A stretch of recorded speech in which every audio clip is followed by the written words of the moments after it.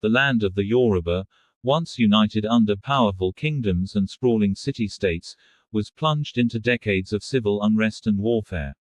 Among these conflicts, none was as prolonged, complex, and defining as the Kiriji War, a confrontation that lasted for 16 harrowing years, from 1877 to 1893.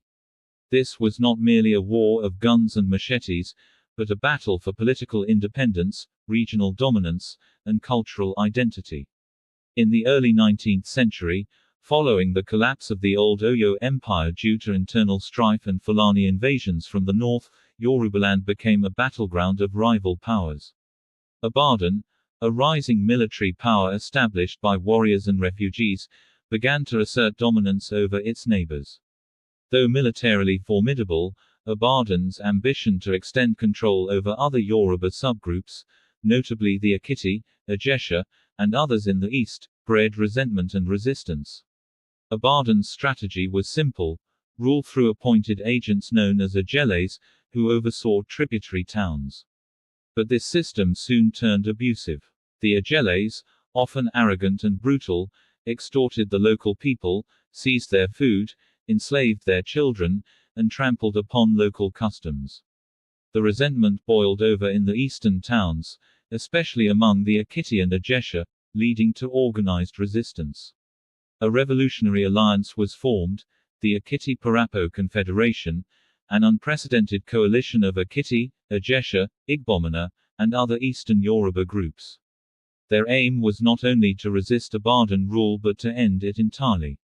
Under the spiritual guidance of leaders like Ogadengbe of Ilesa and the political strategizing of Balogun Fubunmi, the Confederates prepared for war.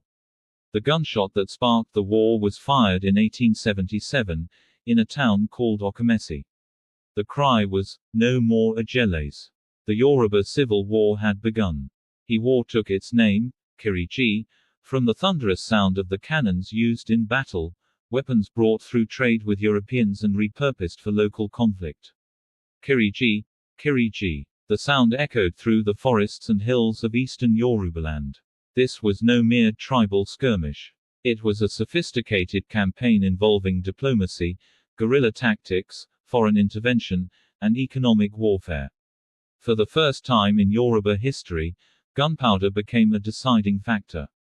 Ogadengbe, the legendary war chief of Ilesa, became a central figure in the resistance. Charismatic, tactically brilliant, and deeply respected, he led the Akiti-Parapo to multiple victories against the better-armed but overstretched Ibadan forces.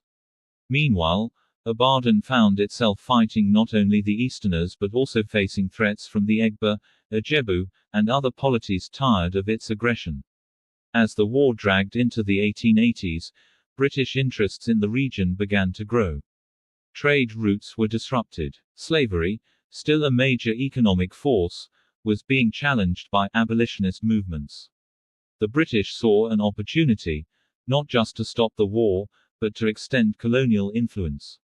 Through diplomacy, pressure, and sometimes deceit, they began to mediate between the warring sides. By 1886, exhausted by years of war, famine, and depopulation, both sides agreed to peace talks. A treaty was signed in Lagos, marking the beginning of the end.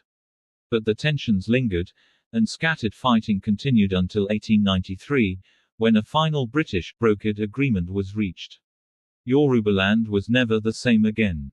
The Kiriji War had redrawn political boundaries, altered power structures, and hastened the arrival of British colonial rule. The Kiriji War stands today as a testament to the courage, resistance, and resilience of the Yoruba people. It was a war for freedom, a clash of tradition and change, and ultimately, a defining moment in Nigerian history. Though it ended in peace, its echoes still ripple through the political and cultural landscape of modern-day Yorubaland.